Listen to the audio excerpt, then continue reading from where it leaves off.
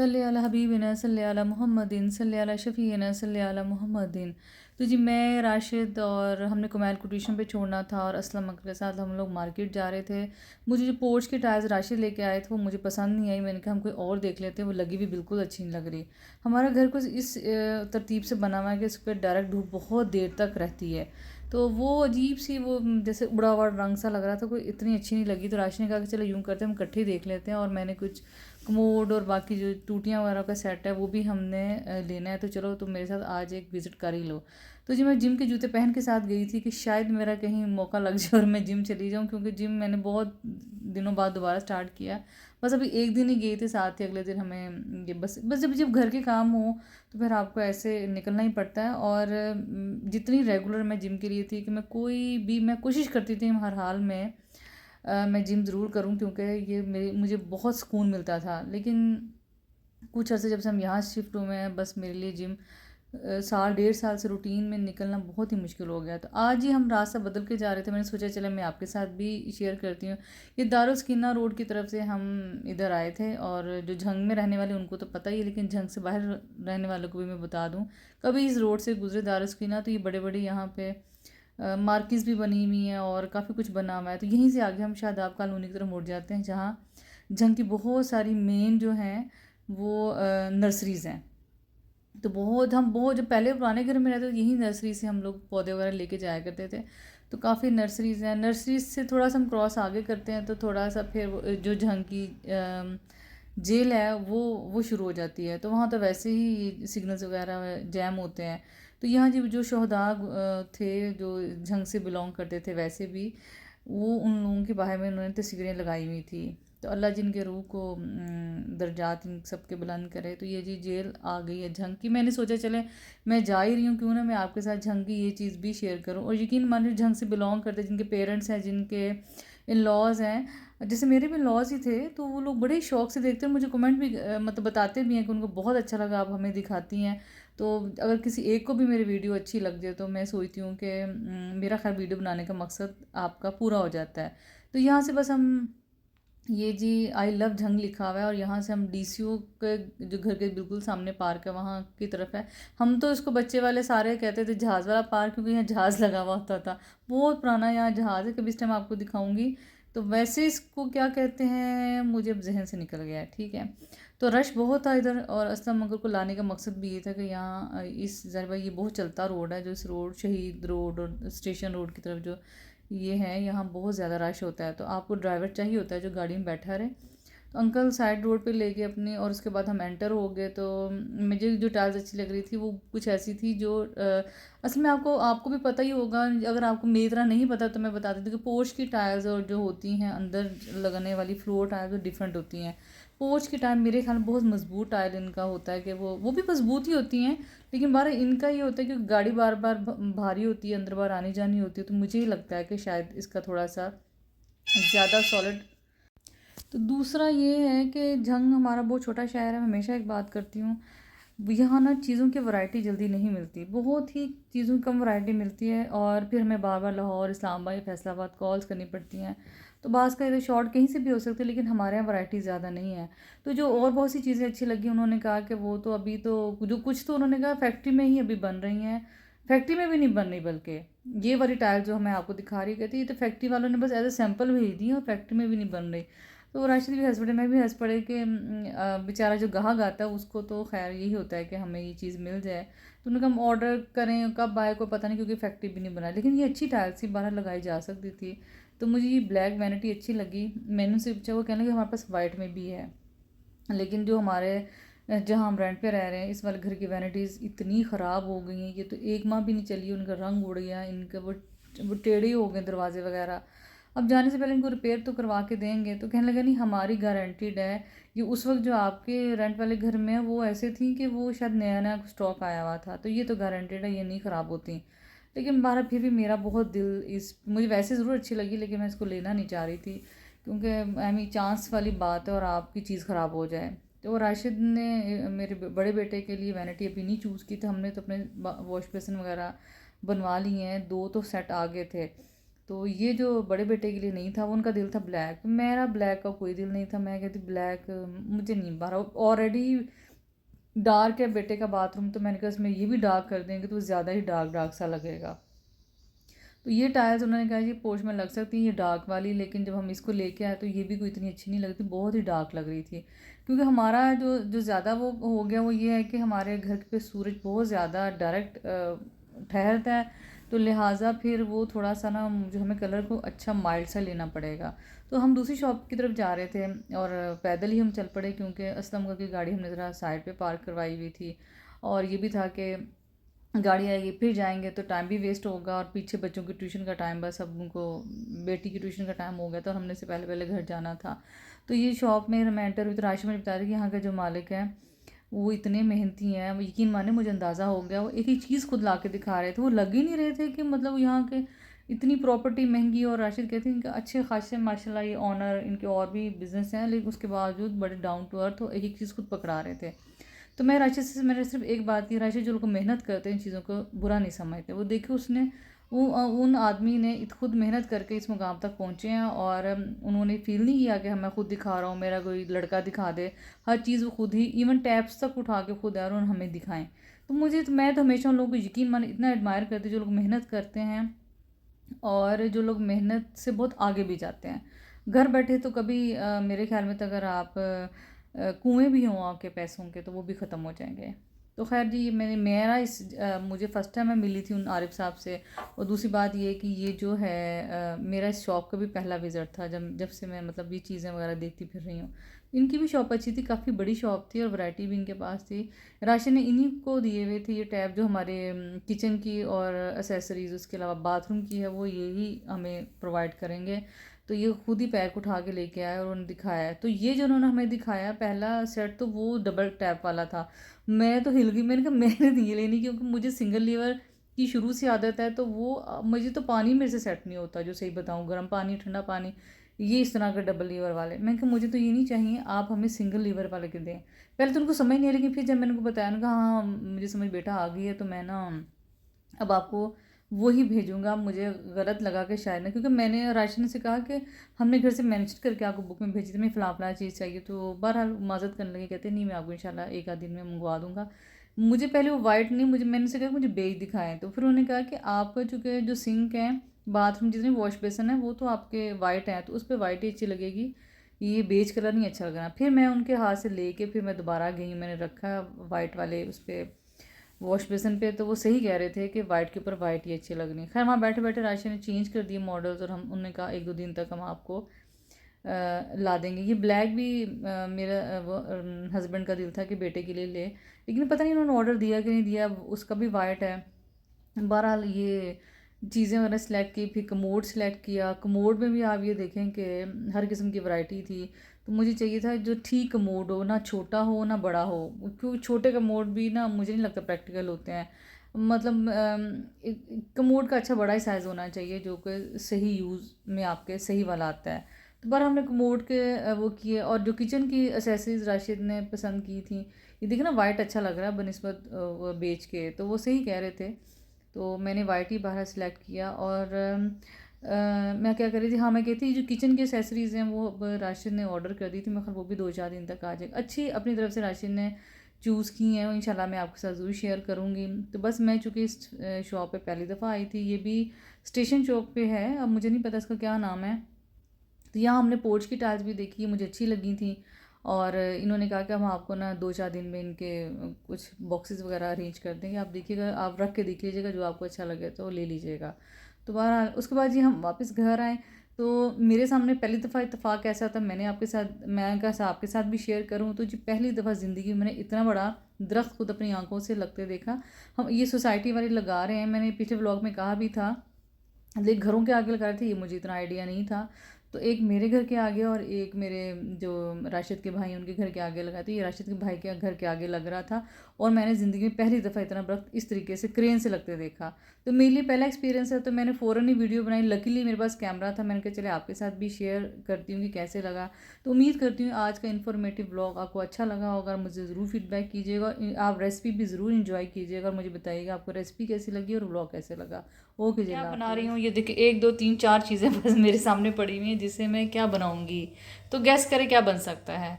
तो चले अब आप गैस करें कितने में टाइम बहुत वेस्ट होगा, तो लिहाजा मैं आपको पहले ही बता देती हूँ कि आज मेरे किचन में बन रहा है ब्रेड पुडिंग। ये मैं बहुत टाइम से सोची थी मैं बनाऊँ, लेकिन ऑनलाइन से स्पीकिंग के रमज़ान में टाइमिंग्स ऐसी थी, फिर वो बस शेड्यूल आपको पता है होता है 1 माह का या रमज़ान का, लेकिन काफ़ी कुछ इधर उधर हिल हुल जाता है। तो बहुत ही आसान है, इजी है और इसमें देखिए कुछ भी सामान आपके सामने नहीं है। ये ब्रेड स्लाइसेस लिए मैंने, मैं बना रही हूँ 1/2 लीटर दूध के लिए के साथ बनाऊंगी। 1/2 लीटर दूध, 1 पैकेट मेरे पास रफ़ान पुडिंग है, आप कोई भी ले सकते हैं जैसा आज जो आपको दिल हो। इसके अलावा इसके लिए चाहिए मुझे 1/2 लीटर दूध, बिल्कुल मेजरमेंट आपकी सही हो। मैंने आपके सामने जग रखा है, अगर आपके घर कोई भी मेजरिंग के लिए कप या कोई चीज़ है उस हिसाब से पूरा आधा लीटर आपने दूध लेना है, ठीक हो गया।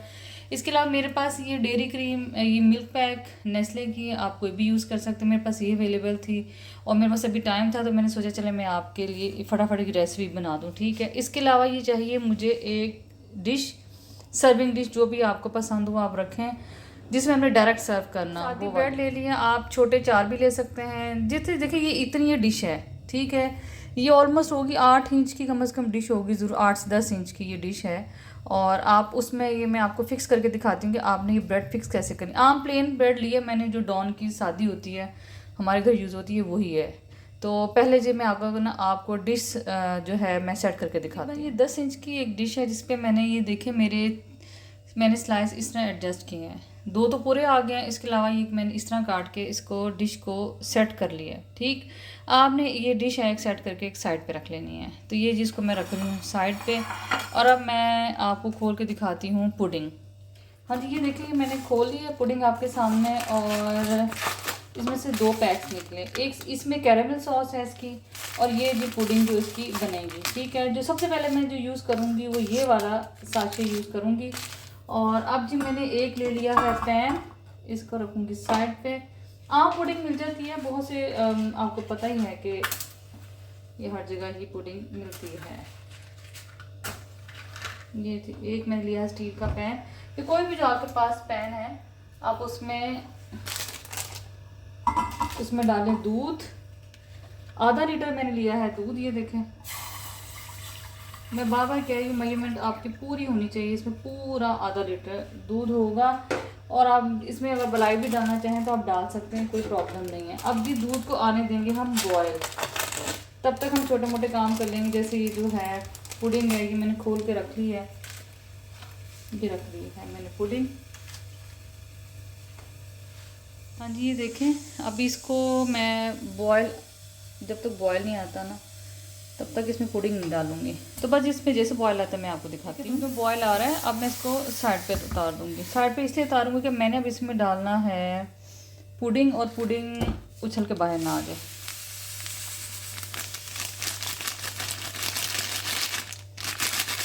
आपने पूरा 1 मिनट, अब इसको ये मैंने उतार दिया।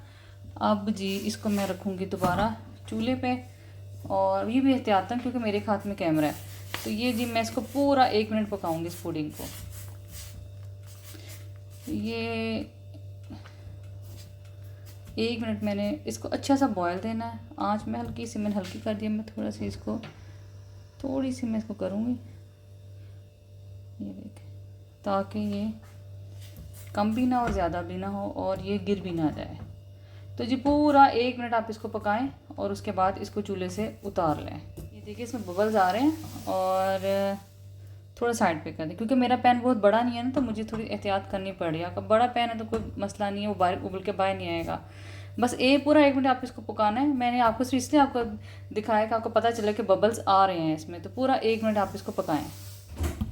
1 मिनट पुडिंग पक चुकी है, इसको इसमें से मैं निकालूंगी। आप डायरेक्ट भी डाल सकते हैं, लेकिन मैं सिर्फ आपको दिखाने के लिए कि मैं डायरेक्ट नहीं डाल रही, मैं किस तरह डालूँगी। ये देखिए, ये डिश मेरे पास है, आप एहतियात से इसको पीछे रखें। गरम चीज़ है, दूसरी बात है कि आपने इसको अब डालना है। ये रखें जी आप पास, ये देखें ऐसा बिल्कुल आपने बिल्कुल पास कर लेना है। और बिस्मिल्लाहिर्रहमानिर्रहीम, आपने एक छोटा सा पवा या कोई भी ऐसा डोंगा सा है ना जो छोटा सा आपके पास हो, उसके साथ आपने इसके बिस्मिल्लाहिर्रहमानिर्रहीम पूरी इस पर डाल देनी है। कोशिश करें जो मेजरमेंट हो वो बिल्कुल ठीक हो, मतलब इवन हर तरफ हो। ये देखें जी, ये देखें पूरा आपने इसको ना डिप कर देना है।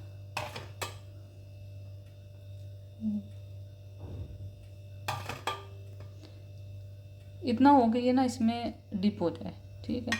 यहाँ से ब्रेड इसको सॉफ्ट कर दे। आप ये पुडिंग बनाएंगे ना, आपको यकीन नहीं आएगा कि आपने कोई क्या चीज़ खा रहे हैं। आप ढूंढते ही रह जाएंगे कि हाँ हाँ करते रह जाएंगे कि ये है क्या चीज़, जबकि लोगों को आप इसको सर्व करेंगे। तो आप कोशिश करें कि आपकी जो ये ना ब्रेड है, ज़ाहिर बात है ये तो नहीं, ये हाथ से बनी जब चीज़ें होती हैं उसमें कहीं ना कहीं थोड़ा बहुत फ़र्क तो रह ही जाता है। तो आप कोशिश करें कि ये जो है आप इसको बिल्कुल इवन कर दें, ठीक है। नहीं भी हो सकता तो कोई बात नहीं, ये देखिए खुद ही ये थोड़ा सा ना, जैसे अब इसके अंदर वो दूध चला गया तो थोड़ा सा तैरनी शुरू हो गई डबल रोटी। तो ये आप पूरा इस पर डाल दें, बस मैं आपको दिखा रही हूँ ऐसा ऐसा, तो आपको आइडिया हो। पूरी आप इस पर ये डाल दें और तकरीबन ये 40 से 45 मिनट लगेंगे इसको फिक्स होने में। तो आप कोशिश करें अगर आपकी शाम की दावत है तो आप इसको ना सुबह बना लें, और अगर आपकी कोई दावत है नहीं तो आप एक दिन पहले बना लें। ठीक हो गया, ये देखें ये जी पुडिंग हो गई है तैयार। और भी मार्केट में पुडिंग मिलती है लेकिन मैंने कभी वो टेस्ट नहीं की। तो अब जी मैं इसको कम से कम 40 से 45 मिनट के लिए ऐसे रखूँगी, फिर आपको दिखाती हूँ। हाँ जी, एक स्टेप मैंने आपको बता दिया, अब दूसरा स्टेप है मैं आपको बता रही हूँ। इसके लिए चाहिए मुझे स्ट्रॉबेरीज़ और जेली। जेली भी मेरे पास रफ़ान की है, तो अगर तो आप जो भी आप लेना चाहें वो आपकी चॉइस पे। मेरे पास यही थी तो मैंने ये, हमारे जो शहर से यही मिलती है और मेरा समझ लें बचपन से एक्सपीरियंस रफ़ान जेलीज़ का है, तो लिहाजा मैं यही यूज़ करती हूँ, मुझे इस पर सेट है मेरा हाथ। तो जो स्ट्रॉबेरीज़ चाहिए, अगर आपके पास स्ट्रॉबेरीज़ नहीं है, आप इसकी जगह जो नेक्स्ट सीज़न आ रहा है जैसे मैंगोज़ भी ऐड कर सकते हैं, मैंगो पुडिंग भी यूज़ कर सकते हैं, जो आपकी चॉइस है। फ्रूट और आप जेली कोई भी यूज़ कर सकते हैं, ठीक है। लेकिन चूँकि सीज़न में इस टाइम स्ट्रॉबेरीज़ और हैं तो लिहाजा मैंने जेली भी यही ली है। तो मेरे पास ये फ्रोज़न जेली, ये पड़ी हुई स्ट्रॉबेरीज़ आप फ्रेश यूज़ कर सकते हैं, ठीक है। तो अब जी दूसरा स्टेप क्या है, दूसरा स्टेप ये है कि मैं अब ये बनाऊँगी जेली। तो जेली पे जो उन्होंने मेजरमेंट जो लिखी होती है वो होती है 400 ml, मतलब 400 मिलीमीटर आपने पानी लेना है। एक आधा लीटर से कम होता है। तो आप कोई भी जो मेजरिंग चीज़ है, इवन जिनके घर में छोटे बच्चे हैं वो फीडर से मेजर कर लें। जब मेरे पास कुछ नहीं होता था तो मैं फीडर से मेजर कर लेती थी, है ना मज़ेदार बात। तो ये जी इस पे लिखी हुई है, ये देखें इंस्ट्रक्शंस लिखी हुई है। ये 2 कप लिखी हुई 4, तो मैं 400 ml से मैं कम ही पानी लूँगी। उससे ये होगा कि ये ना ज़रा जेलीज जो है वो अच्छी तरह सेट हो जाती हैं। तो ऐसे ही जैसे इसमें अब पानी बॉयल आना शुरू हो गया तो मैं इसमें जेली डाल दूँगी। पानी में बॉयल आना शुरू हो गया, मैं साथ इसमें जेली डाल दूँगी। बस ये तो जैसे ही डिज़ोल्व होगी तो जेली बन जाएगी, ठीक है। इसको चम्मच से हिलाऊंगी, चाहे बेशक आप चूल्हा नीचे से बंद कर दें। उसकी रीज़न ये है कि क्रिस्टल्स इतने बारीक होते हैं और इसमें जेलेटिन होती है, ये देखें साथ ही ये डिज़ोल्व हो जाएंगे। तो बस ये आप, ये देखिए स्ट्रॉबेरीज़ हैं मैंने काट ली हैं, ये देखें। आप ऐसे फ्रेश लें ज़्यादा अच्छा है, लेकिन मेरे पास फ्रीज़ असल में बहुत जल्दी ख़राब हो जाती हैं। तो अभी मैंने रिसेंटली इनको फ्रीज़ किया था तो मुझे ज़रूरत पड़ी, तो बहरहाल ये ऐसी मैंने काट ली है इसको। और अब जी ये देखें कि दूसरे स्टेप से पहले जी क्या स्टेप था, ये देखें। तो आपने जो स्ट्रॉबेरीज़ हैं उसके ऊपर ऐसे सेट कर लेनी है, ये देखें सेट बहुत अच्छा मज़ेदार ये मीठा बनता है। तो आपने जी इसको कोई भी, आपको कोई जी फ्रूट जो पसंद है वो आप यूज़ करें। आपको जो फ्रूट नहीं पसंद वो भले आप यूज़ ना करें। अगर स्ट्रॉबेरीज़ नहीं पसंद, बच्चे नहीं खाते, आप कोई और ले लें। बस इस तरह आप इसको सेट कर लें इन स्ट्रॉबेरीज़ को। बहुत अच्छा मज़ेदार दावती मीठा है ये। तो ये देख,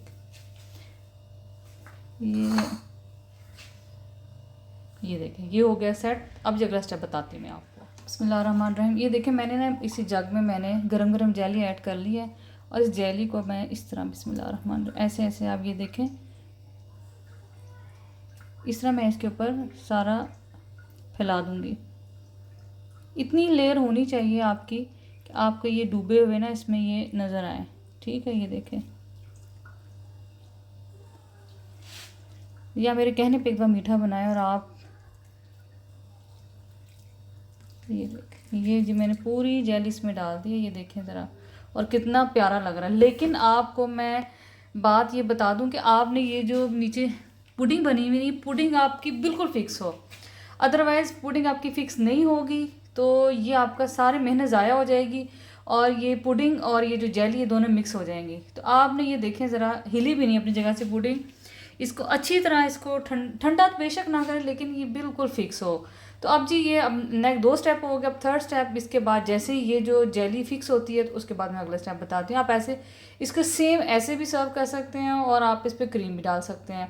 बस मैंने आपको ऑप्शन देनी होती है कि आप क्या क्या चीज़ यूज़ कर सकते हैं। तो आप इसको सेम ये देखें किस कदर हसीन लग रही है, ये देखें पास से देखें, ठीक हो गया। तो अब जो अगला स्टेप, इसको ठंडा होने के बाद दिखाती हूँ अगला स्टेप। चलिए ये देखिए इसकी जेली ऑलमोस्ट फिक्स हो चुकी है। तो अब अगर आप चाहें तो आप बिल्कुल ऐसे भी पेश कर सकते हैं। अगर आप थोड़ा इसमें थोड़े से मिंट लीव्स आप ऊपर इसके ऊपर रख दें। अदरवाइज़ ये मेरे पास ये क्रीम है तो क्रीम आप इस तरह भी डाल सकते हैं, ये देखें ऐसे भी डाल सकते हैं, ये देखें, और आप फैला भी सकते हैं जैसे आपको पसंद आए। ये देखें, ये देखिए आप ऐसे भी इसको पेश कर सकते हैं। अगर आप चाह रहे हैं तो थोड़ा सा डिज़ाइनिंग इसकी ऐसे भी कर सकते हैं। ये देखें, आपने पेश करना जैसे कोई भी जो रफ सा डिज़ाइन बना लें। घर में डिज़ाइनिंग ऐसी ही होती है, ये देखें, ठीक है। अगर आप इसको चाह रहे हैं तो आप इसको एक ऐसे भी लाइन दे दें। सिंपल सी डिज़ाइनिंग है, मैं इसलिए आपको इस तरह बता रही हूँ ताकि जो घर में रहने वाली ख़वातीन है वो परेशान ना हो कि हमने पता नहीं कैसे डेकोरेशन करनी है। ये देखो सिंपल सी डेकोरेशन है मेरे पास। अब वो ये फ्रीज़ ही हैं जो स्ट्रॉबेरीज़ हैं, ये अगर आप रखना चाह रहे हैं तो इसके ऊपर रख लें। ये देखें ज़रा, छोटी कोई भी इनको काटे बगैर छोटी सी रख लें। ये देखें, उम्मीद करती हूँ आज की आपको हल्की फुल्की सी डिश अच्छी लगी होगी और आप मुझे अपना फीडबैक ज़रूर दीजिएगा कैसी लगी। और बस अब इसको काफ़ी 2 घंटे के लिए कम से कम फ्रिज में रखें ताकि ये ठंडा हो और फिर आप इसको पेश करें मेहमानों के आगे। अगर आप ये क्रीम वाला स्टेप जो है आप इसको स्किप करना चाह रही हैं तो आप कर सकती हैं। अदरवाइज ये तो आप क्रीम पूरी फैला भी सकती हैं, ठीक है। और ये अगर आप नहीं लगाना चाह, इसकी कुछ और लगाना चाह रहे हैं तो वो आपकी चॉइस है। तो जी उम्मीद करती हूँ, ये देखें आप पास से ये देखें किस कदर खूबसूरत है। और ये नीचे से भी इसकी तह चेक करें, इसको खूब अच्छा तरह ठंडा करना है आपने, उसके बाद आपने पेश करना है। तो जो उम्मीद करती हूँ आज की आपको ब्रेड पुडिंग जो स्ट्रॉबेरीज़ की टॉपिंग के साथ है आपको अच्छी लगी होगी। तो मिलते हैं किसी और रेसिपी में, तब तक अल्लाह हाफिज़। हाँ जी जी, जो मैंने स्वीट डिश बनाई थी bread pudding with strawberry topping, तो आपने इसको बहुत ज़्यादा ठंडा करना है, बहुत ठंडा करके खाना। कोशिश करिए ओवरनाइट आपके फ्रिज में पड़ा रहे और उसके बाद आप इसको सर्व करें तो ये बहुत मज़ेदार लगेगा। अदरवाइज़ आप इसको घंटा 1.5 के बाद सर्व करेंगे तो मैं आपको पहले ही बता दूं इतना अच्छा फिर आपने कहना है कि रिज़ल्ट अच्छा नहीं है। तो आप प्लीज़ मेरी हदायत पे फुल अमल किया करें जो मैं आपको बताती हूँ, और आपने इसको फुली चिल्ड करके मज़ेदार तरीके से खाना है। और ये कम से कम 8-10 लोगों को सर्विंग की जा सकती है। तो जी मुझे बताइए कैसी लगी आपको रेसिपी।